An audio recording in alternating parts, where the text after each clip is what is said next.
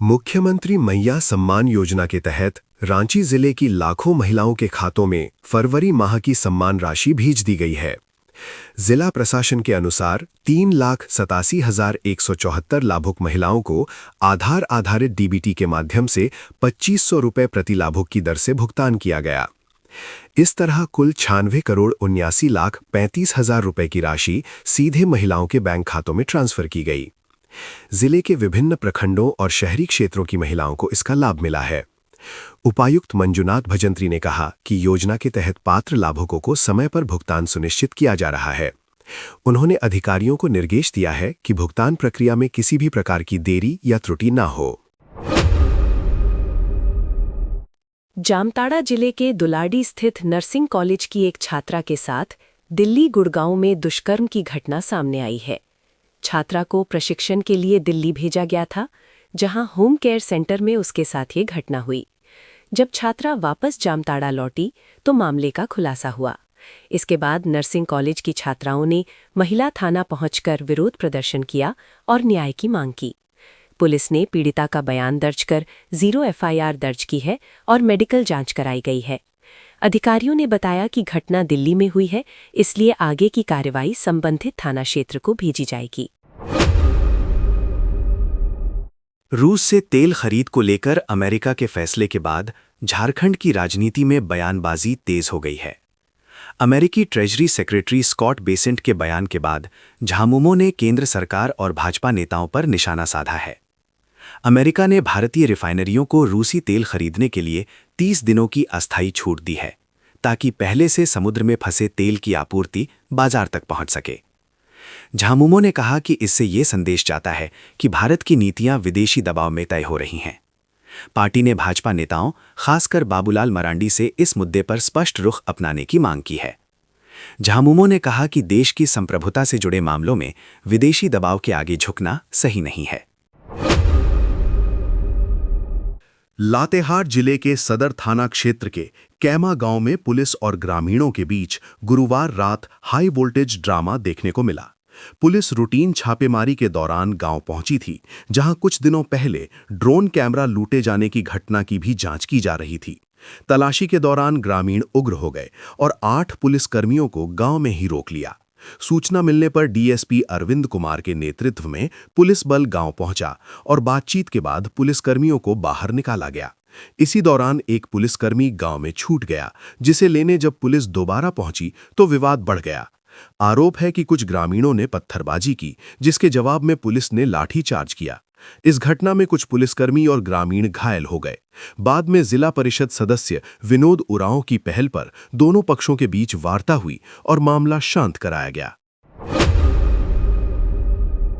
गोड्डा जिले में पुलिस ने टोटो चोरी करने वाले गिरोह के 3 सदस्यों को गिरफ्तार किया है। ये गिरोह झारखंड और बिहार में सक्रिय होकर घरों के बाहर खड़े टोटो को निशाना बनाता था। ललमटिया थाना क्षेत्र के बसडीहा गांव निवासी ईसा अंसारी का टोटो 28 फरवरी की रात घर के बाहर से चोरी हो गया था। इसके बाद उन्होंने थाना में शिकायत दर्ज कराई। पुलिस ने तकनीकी साक्ष्य और गुप्त सूचना के आधार पर छापेमारी कर 3 आरोपियों को गिरफ्तार कर लिया। पूछताछ में आरोपियों ने चोरी की घटना में अपनी संदिग्धता स्वीकार कर ली। उनके पास से चोरी हुआ टोटो भी बरामद कर लिया गया है। पुलिस के अनुसार गिरोह के अन्य सदस्यों की तलाश जारी है और पूरे नेटवर्क की जांच की जा रही है। रांची में मुख्यमंत्री आवास निर्माण को लेकर राजनीति तेज हो गई है। भाजपा प्रदेश प्रवक्ता प्रतुल शाहदेव ने राज्य सरकार पर तीखा हमला बोलते हुए आरोप लगाया कि जब जनता बुनियादी सुविधाओं के लिए संघर्ष कर रही है, तब मुख्यमंत्री के लिए करीब 100 करोड़ रुपए का आलीशान आवास बनाया जा रहा है। उन्होंने दावा किया कि इस आवास में स्विमिंग पूल, जकूजी, महंगे कमरे, 2 करोड़ रुपए का फव्वारा और करीब 2.5 करोड़ का गार्डन बनाया जाएगा। शाहदेव ने आरोप लगाया कि इस परियोजना को कैबिनेट में मंजूरी दी गई, लेकिन इसकी जानकारी सार्वजनिक नहीं की गई। उन्होंने कहा कि ये सरकार खुद को गरीब और आदिवासी मूलवासी की सरकार बताती है, लेकिन मुख्यमंत्री के लिए शाही ठाठ तैयार कर रही है। भाजपा ने इस मुद्दे को जनता के बीच ले जाने की बात कही है। सिमडेगा से छत्तीसगढ़ के कुनपुरी जा रही एक यात्री बस शुक्रवार सुबह भीषण हादसे का शिकार हो गई। बताया जा रहा है कि बस के ब्रेक फेल होने के कारण वह अनियंत्रित होकर सड़क किनारे एक निर्माणाधीन प्रधानमंत्री आवास से टकराकर पलट गई। हादसे में 5 लोगों की मौके पर ही मौत हो गई, जबकि 17 से अधिक लोग घायल हो गए। घायलों में से 4 की हालत गंभीर बताई जा रही है और उन्हें बेहतर इलाज के लिए अंबिकापुर मेडिकल कॉलेज रेफर किया गया है। स्थानीय ग्रामीणों ने सबसे पहले राहत कार्य शुरू किया और प्रशासन को सूचना दी। बाद में पुलिस और प्रशासन की टीम मौके पर पहुंची और घायलों को अस्पताल भेजा गया। प्रशासन ने हादसे की जांच शुरू कर दी है। मध्य पूर्व में अमेरिका, इजराइल और ईरान के बीच बढ़ते तनाव के कारण खाड़ी देशों में अस्थिरता बढ़ गई है। इस स्थिति को देखते हुए झारखंड के लोगों की सुरक्षित वापसी की मांग तेज हो गई है। झारखंड राज्य अल्पसंख्यक आयोग ने केंद्र और राज्य सरकार को पत्र लिखकर खाड़ी देशों में फंसे लोगों की सुरक्षित वापसी सुनिश्चित करने की अपील की है। आयोग के उपाध्यक्ष शमशेर आलम ने केंद्रीय गृह मंत्री अमित शाह और मुख्यमंत्री हेमंत सोरेन को पत्र भेजा है। उन्होंने कहा कि झारखंड के बड़ी संख्या में लोग रोजगार और हज उम्रा के लिए खाड़ी देशों में रहते हैं। वर्तमान युद्ध जैसे हालात में उनकी सुरक्षा को लेकर चिंता बढ़ गई है। आयोग ने सरकार से जल्द जरूरी कदम उठाने की मांग की है। धनबाद के धनसार थाना क्षेत्र स्थित बरमसिया फुटबॉल मैदान में होली के दिन 2 पक्षों के बीच विवाद के बाद फायरिंग की घटना हुई थी। इस घटना में 2 युवक गोली लगने से घायल हो गए थे। मामले में पुलिस ने कार्रवाई करते हुए दोनों पक्षों से 2 आरोपियों को गिरफ्तार कर लिया है। गिरफ्तार आरोपियों में अनिल यादव, अभिषेक ठाकुर, कृष्ण कुमार उर्फ लल्ला और आतिश शर्मा शामिल है। पुलिस ने घटना में इस्तेमाल की गई देसी पिस्टल और एक खोखा भी बरामद किया है। बताया जा रहा है कि करीब 2.5 लाख रुपए के बकाया भुगतान को लेकर दोनों पक्षों के बीच विवाद हुआ था। विवाद बढ़ने पर फायरिंग की घटना हुई। फिलहाल मुख्य आरोपी विकास लाला फरार है और पुलिस उसकी तलाश कर रही है। पलामू जिले के तरहसी थाना क्षेत्र के बिसुनपुरा गांव में एक दर्दनाक सड़क हादसा सामने आया है। शराब के नशे में धुत स्कॉर्पियो चालक ने वाहन पर नियंत्रण खो दिया और गाड़ी सीधे एक घर में घुस गई। इस हादसे में घर के अंदर मौजूद 70 वर्षीय बुजुर्ग महिला पाचो कुंवर गंभीर रूप से घायल हो गईं। उन्हें इलाज के लिए मेदिनी राय मेडिकल कॉलेज अस्पताल में भर्ती कराया गया, जहां इलाज के दौरान उनकी मौत हो गई। घटना के बाद पुलिस ने स्कॉर्पियो चालक को हिरासत में ले लिया है। पुलिस ने वाहन को भी जब्त कर लिया है और मामले की जांच शुरू कर दी है। हादसे के बाद गांव में शोक का माहौल है।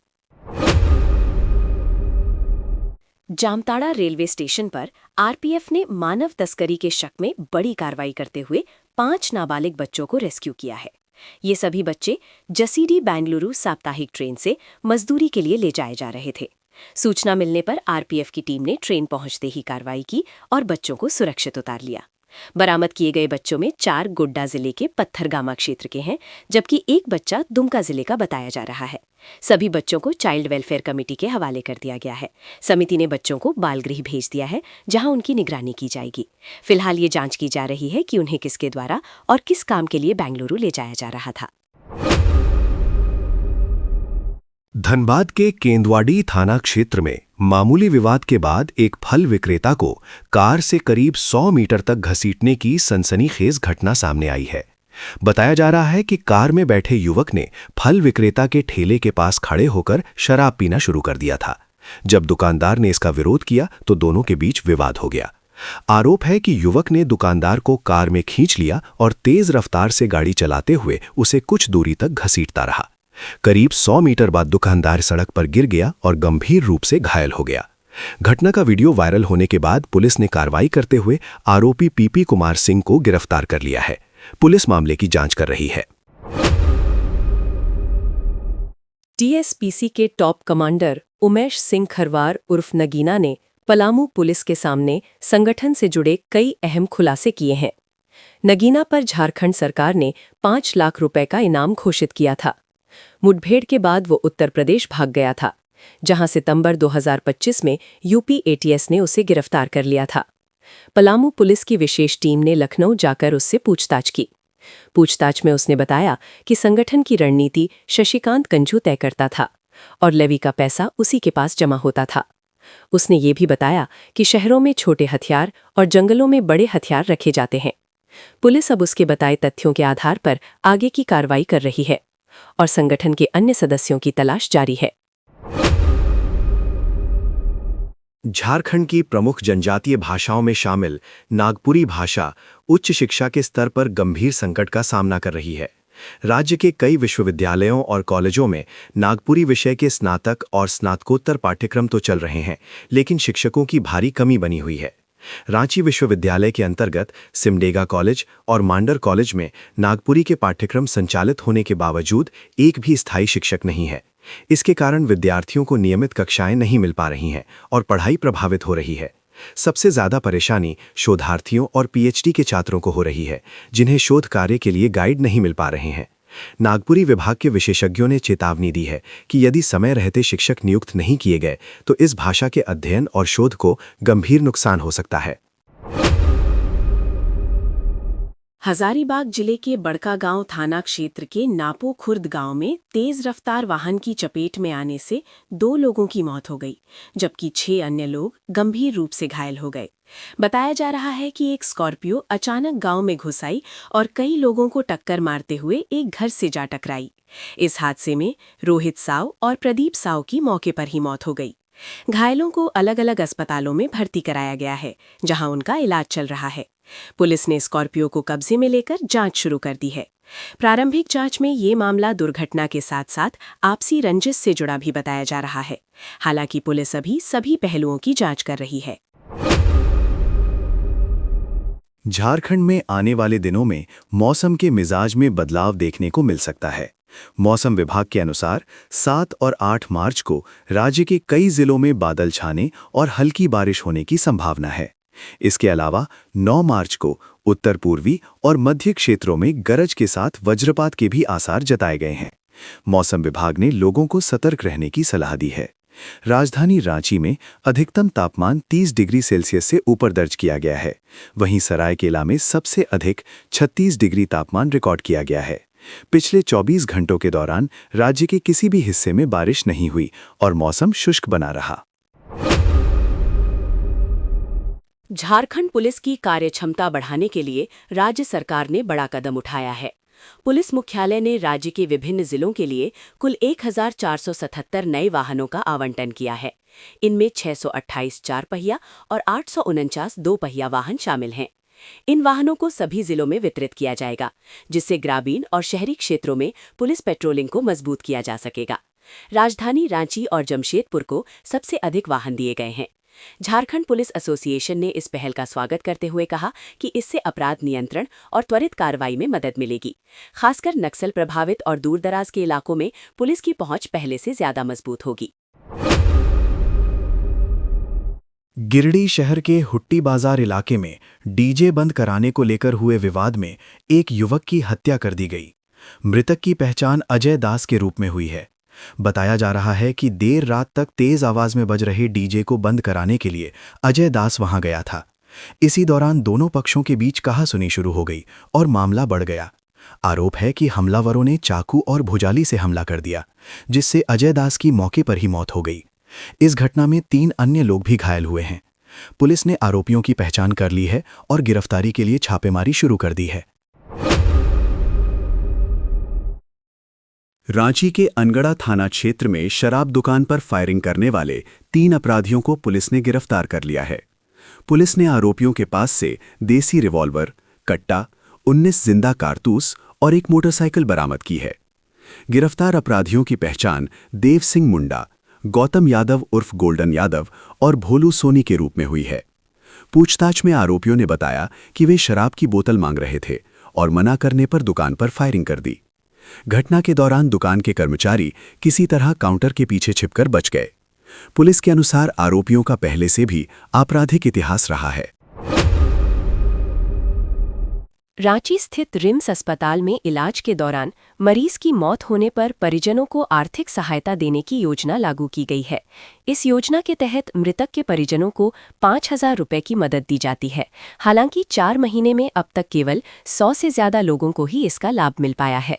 पहले ये राशि यूपीआई के माध्यम से देने की योजना थी, लेकिन बैंक इसके लिए तैयार नहीं हुए। इसके बाद अस्पताल प्रशासन ने चेक और एनईएफटी के जरिए राशि देने का फैसला किया। परिजन अस्पताल के पुराने इमरजेंसी काउंटर पर आवेदन देकर इस सहायता का लाभ ले सकते हैं। झारखंड सरकार ने वित्तीय वर्ष के अंतिम महीने मार्च में होने वाले अनावश्यक खर्च पर रोक लगाने के लिए सख्त निर्देश जारी किए हैं। वित्त विभाग ने आदेश दिया है कि मार्च महीने में विभाग अपने कुल बजट का अधिकतम 15% ही खर्च कर सकेंगे। इस फैसले का उद्देश्य वित्तीय अनुशासन बनाए रखना और अनावश्यक खर्च पर रोक लगाना है। हालांकि वेतन, पेंशन और केंद्रीय योजनाओं जैसे कुछ मदों को इस सीमा से छूट दी गई है। सरकार का मानना है कि मार्च में अक्सर विभाग बची हुई राशि को जल्द खर्च करने की कोशिश करते हैं, जिसे मार्च लूट कहा जाता है। अखिल भारतीय कांग्रेस कमेटी ने पश्चिम बंगाल विधानसभा चुनाव की तैयारी शुरू कर दी है। पार्टी ने जिला स्तर पर 33 पर्यवेक्षकों की नियुक्ति की है, जिनमें झारखंड के 21 नेता शामिल हैं। कांग्रेस के संगठन महामंत्री केसी वेणुगोपाल ने इस संबंध में सूची जारी की है। झारखंड से शामिल नेताओं में धीरज साहू, कालीचरण सिंह मुंडा, प्रदीप बलमुचू, केएन त्रिपाठी, राजेश ठाकुर, सुबोधकांत सहाय, बन्ना गुप्ता और प्रदीप यादव जैसे कई वरिष्ठ नेता शामिल हैं। पार्टी का उद्देश्य इन पर्यवेक्षकों के माध्यम से चुनावी रणनीति को मजबूत करना और संगठन को जमीनी स्तर पर सक्रिय करना है।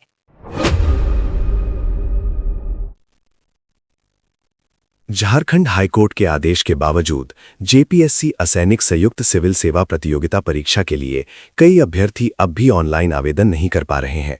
परीक्षा फॉर्म भरने की अंतिम तिथि 9 मार्च निर्धारित है, जबकि करीब 200 ऐसे अभ्यर्थी हैं जिन्होंने उम्र सीमा को लेकर कोर्ट में याचिका दायर की थी। हाईकोर्ट के जस्टिस आनंद सेन ने आदेश दिया था कि इन याचिकाकर्ताओं के लिए जेपीएससी अलग पोर्टल बनाकर आवेदन स्वीकार करे। कोर्ट ने यह भी कहा था कि वे पीटी और मुख्य परीक्षा में शामिल हो सकेंगे, लेकिन परिणाम कोर्ट की अनुमति के बिना जारी नहीं किया जाएगा।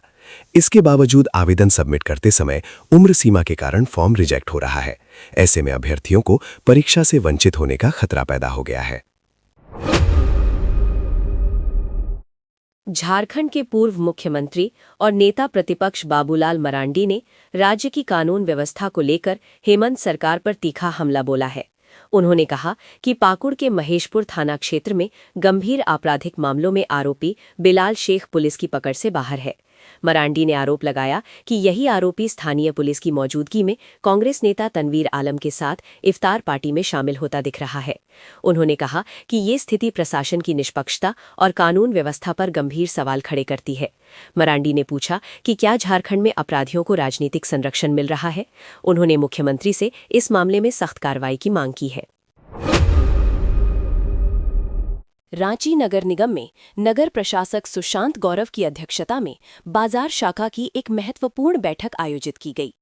बैठक में शहर में संचालित धर्मशाला, विवाह भवन, बैंक्वेट हॉल, लॉज और हॉस्टल के लाइसेंस आवेदनों की समीक्षा की गई।